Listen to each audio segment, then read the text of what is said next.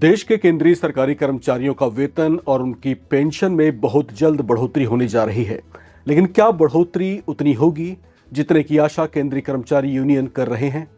क्या 10 साल के चक्र में होने वाली ये वेतन बढ़ोतरी देश के लगभग 50 लाख केंद्रीय कर्मचारियों और करीब 69 लाख पेंशन धारकों को खुश कर पाएगी?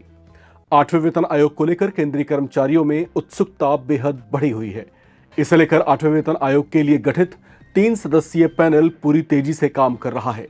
इसके लिए केंद्रीय कर्मचारियों से उनके सुझाव भी मांगे गए हैं, जिसके लिए 8वें केंद्रीय वेतन आयोग ने अपनी आधिकारिक वेबसाइट भी लॉन्च कर दी है, जिस पर 18 प्रश्नों वाली एक लिस्ट है, जिसके जवाब देकर कोई भी कर्मचारी अपने सुझाव वेतन आयोग को भेज सकता है।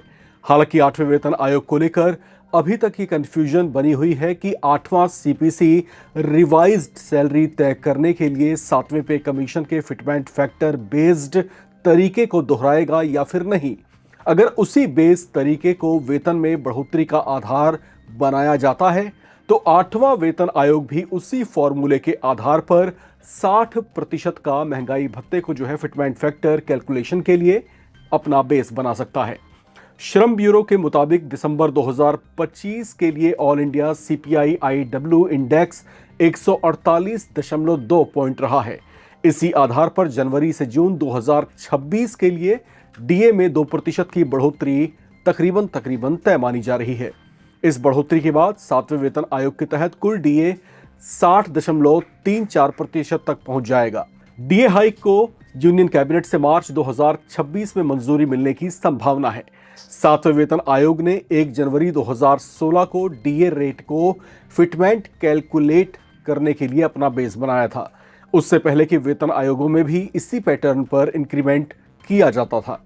हालांकि इस बार अब तक इसमें किसी बदलाव की बात तो नहीं कही गई है, लेकिन यह भी स्पष्ट नहीं किया गया है कि बदलाव किया ही जाएगा। ऐसे में अगर सैलरी हाइक के पुराने बेस तरीके को हम आधार मान लें तो 8वां वेतन आयोग लागू होने पर उस दिन तक के 60% डीए को नए बेसिक में शामिल किया जा सकता है। अब बेशक आयोग की जो सिफारिशें हैं वो संभावित 2027 तक आए और तब तक बेशक अनुमानित डीए 70% तक पहुंच जाए, लेकिन केंद्र सरकार की इसे लेकर कैलकुलेशन 60% पर ही फ्रीज होगी। चलिए ये पूरा कैलकुलेशन आपको ग्राफिक्स के जरिए समझाते हैं। अब अगर किसी सरकारी कर्मचारी की बेसिक सैलरी मान लीजिए 40,000 रुपए है और जनवरी 2026 में महंगाई भत्ता या डीए 60% रहता है, तो जनवरी में डीए की राशि 24,000 जुड़ेगी और अगर संभावित फिटमेंट फैक्टर 1.92 रहता है तो सरकारी कर्मचारी का नया बढ़ा हुआ वेतन 76,800 हो जाएगा। यानी नए सैलरी स्ट्रक्चर के साथ डीए फिर 0% के साथ शुरू होगा। इसका मतलब यह हुआ कि 2027 में जून के महीने में जब तक कि संभावित तौर से आयोग की रिपोर्ट आएगी, तब तक नया डीए क्रमवार तरीके से बढ़ता रहेगा। अब कुछ सरकारी कर्मचारियों के मन में यह सवाल भी उठ रहा होगा कि बेसिक पे में 60% डीए की जगह 70% डीए क्यों नहीं जोड़ा जाएगा। तो इस पर सैलरी पॉलिसी के जानकारों का ऐसा मानना है कि डीए मर्जिंग हमेशा से ही इसके लागू होने की तिथि तक होता है, न कि बाद में सिफारिशें आने तक। इस नियम के तहत अगर किसी वजह से रिपोर्ट में देरी हो भी जाती है तो भी मार्जिन की जो तारीख में किसी तरह का कोई बदलाव नहीं किया जाता। पिछले वेतन आयोगों का ट्रैक रिकॉर्ड भी यही कहता है।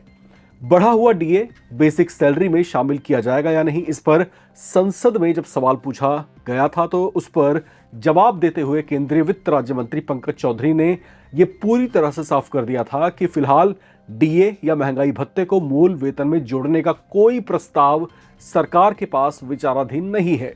केंद्रीय राज्य मंत्री पंकज चौधरी ने लोकसभा में यह जवाब लिखित में दिया था।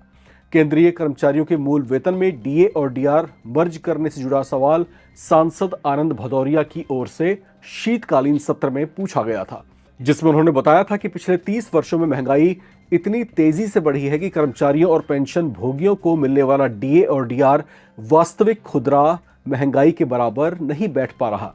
इस पर केंद्रीय वित्त राज्य मंत्री के जवाब से कम ये स्पष्ट हो गया है कि अभी सरकार वेतन आयोग की ओर से सिफारिशें आने का इंतजार कर रही है। उसके बाद ही इससे जुड़े अलग अलग पहलुओं पर सरकार विचार करेगी।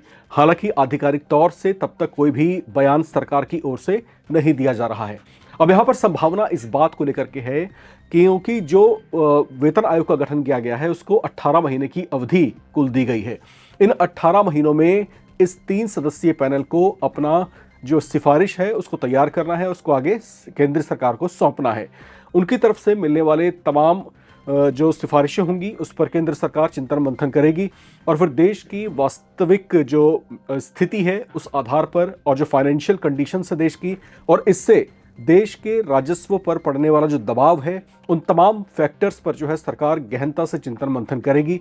उसके बाद ही कहीं जाकर के फिटमेंट फैक्टर का जो मैजिकल न्यूमेरिक है वो तय किया जाएगा। अब वो कितना रहता है वो फिलहाल उस पर कई तरह की चर्चाएं लगातार चल रही हैं। फिलहाल आप इस पर क्या सोच रहे हैं? आपकी क्या कुछ आशाएं हैं?